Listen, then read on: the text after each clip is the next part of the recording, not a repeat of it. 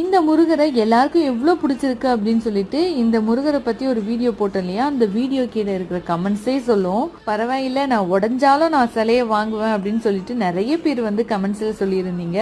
அதில் நிறைய பேர் வந்து எப்படி சரி பண்ணணும் அப்படின்னு சொல்லிட்டு சொல்லியிருந்தீங்க. நான் முன்னாடியே வந்து மஞ்சள் வச்சு தான் இருந்தேன், ஆனால் வந்து அந்த மஞ்சள் வந்து கொட்டிகிட்டே இருந்தது. இப்போ வந்து அந்த ஓட்டை வழியாக வந்து தேங்காய் நாரை விட்டுட்டு அது மேலே வந்து மஞ்சள் நல்லா தேய்ச்சி விட்டுருக்கேன். இப்போ மறுபடியும் அந்த ஓல்ஸ் தெரியாது அப்படின்னு சொல்லிட்டு நான் நினைக்கிறேன்.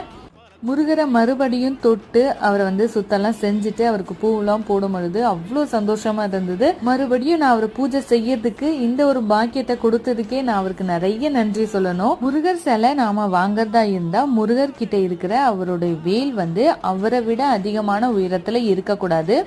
வீல் வந்து கொஞ்சம் சின்னதா இருக்கிற மாதிரி பார்த்து வாங்கிக்கோங்க. இப்போ இந்த முருகரை சரி பண்ண உடனே உங்க எல்லாருக்கும் ரொம்ப பிடிச்சிருக்கும்னு நினைக்கிறேன்.